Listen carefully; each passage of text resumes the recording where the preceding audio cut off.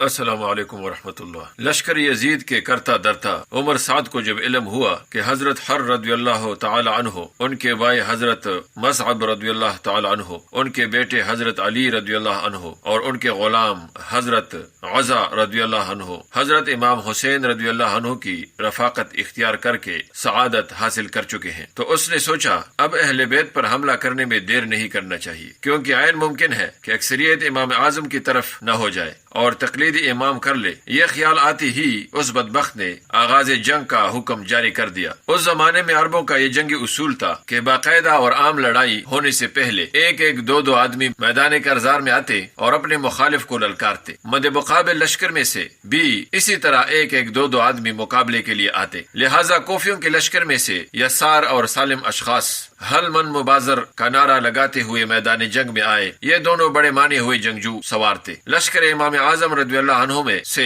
بہت جانصاروں نے ان کے مقابلے میں نکلنا چاہا، مگر عبداللہ بن عمر کلبی رضی اللہ عنہ نے بلند اور پرجوش آواز میں کہا، خدا کی قسم سوائے میرے کوئی ان ملعونوں کے مقابلے میں نہ نکلے۔ یہ سن کر تمام شاہ سواروں نے اپنے قدم روک لیے اور عبداللہ بن عمر کلبی رضی اللہ عنہ کی خواہش کا احترام کیا۔ حضرت عبداللہ بن عمر کلبی رضی اللہ عنہ نے امام لشکر رضی اللہ عنہ سے اجازت چاہی تاکہ مفسدوں کو منہ توڑ جواب دیا جا سکے۔ حضرت امام حسین رضی اللہ عنہ نے افسردہ ہو کر فرمایا، افسوس باطل پرستوں نے حق کی آواز نہ سنی، لڑائی کی ابتدا کر دی۔ اچھا خدا کا نام لے کر جاؤ، خدا تمہیں جنت عطا کرے۔ یہ سنتے ہی حضرت عبداللہ بن عمر کلبی رضی اللہ عنہ نے گھوڑا کوفیوں کی طرف بڑھا دیا۔ حضرت عبداللہ بن عمر کلبی رضی اللہ عنہ یسار اور سالم دونوں کا تنہا مقابلہ کر رہے تھے۔ یہ حوصلہ تھا ایمان کی پختگی کا، یہ آرزو تھی خدا کی رضامندی و خوشنودی کی۔ وہ دونوں بڑھ بڑھ کر آپ رضی اللہ عنہ پر وار کرتے رہے۔ آپ رضی اللہ عنہ ان کے وار بڑی پھرتی سے روکتے رہے۔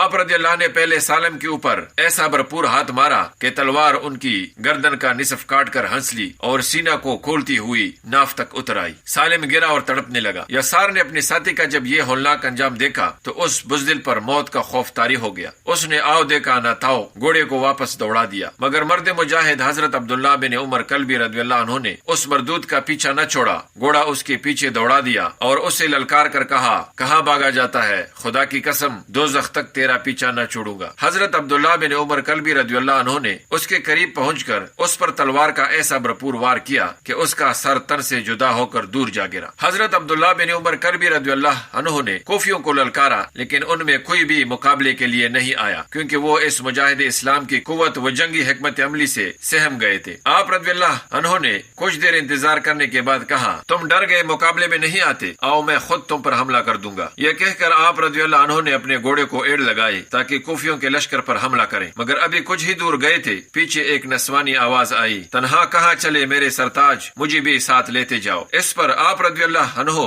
رکے، پلٹ کر دیکھا تو آپ رضی اللہ عنہ کی بیوی ام وہب رضی اللہ عنہ ہاتھ میں خیمہ کی چھوب لیے آ رہی تھی۔ آپ رضی اللہ عنہ نے دریافت کیا، تم کیوں چلی آئیں؟ ام وہب رضی اللہ عنہ نے جواب دیا، آج میں آپ رضی اللہ عنہ کے ساتھ ہی نواسہ رسول خدا صلی اللہ علیہ وسلم پر قربان ہونا چاہتی ہوں۔ آپ رضی اللہ عنہ نے اپنی بیوی کو روکتے ہوئے کہا، ٹھہرو، میری زندگی میں تم لڑنے کے لیے نہ جاؤ۔ ام وہب رضی اللہ عنہ نے کہا، آج مجھے مت روکو، خدا خدا کر کے خوش نصیبی کا دن آیا ہے، جنت کے دروازے کھل گئے ہیں، مجھے شہید ہو کر جنت میں جانے دو۔ حضرت عبداللہ بن عمر کلبی رضی اللہ عنہ نے کہا، اگر یہی بات ہے تو آؤ مل کر دونوں لڑیں، ہم زندگی میں ساتھ رہے اور مر کر بھی ساتھ رہیں گے۔ ام وہب رضی اللہ عنہ نے پرجوش ہو کر کہا، ہاں خدا کی قسم ایسا ہی ہوگا۔ حضرت امام حسین رضی اللہ عنہ ذرا فاصلے پر کھڑے یہ تمام منظر دیکھ رہے تھے۔ آپ رضی اللہ عنہ نے بلند آواز میں فرمایا، اے فدایان حق، خدا کی قسم تم دونوں نے اہل بیت کی رفاقت کا حق ادا کر دیا، خدا تمہیں جزائے خیر دے۔ اے ام وہب رضی اللہ عنہ، لوٹ آؤ، حسین رضی اللہ عنہ سے پہلے شہید ہو کر حسین کو شرمندہ نہ کرو۔ ام وہب رضی اللہ عنہ مجبور ہو گئی، کیونکہ یہ حکم تھا امام اعظم رضی اللہ عنہ کا، ٹال نہیں سکتی تھی۔ چاروں ناچار لوٹ آئیں،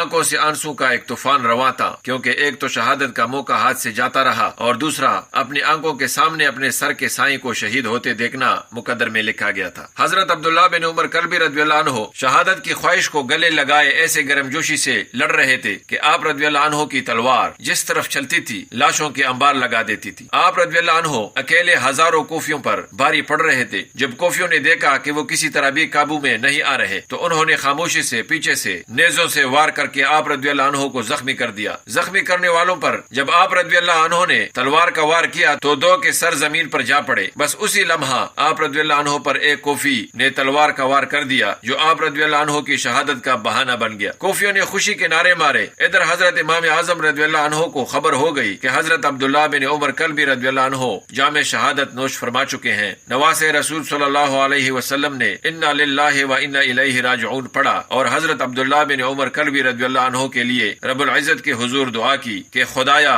یہ دشت کربلا کا پہلا شہید ہے، اس کی مغفرت فرما۔ دوستو، اللہ تعالی ہمیں رسول اللہ صلی اللہ علیہ وسلم کی سنتوں اور صحابہ کرام کے نقش قدم پر چلنے کی توفیق عطا فرمائے، آمین۔ السلام علیکم ورحمۃ اللہ وبرکاتہ۔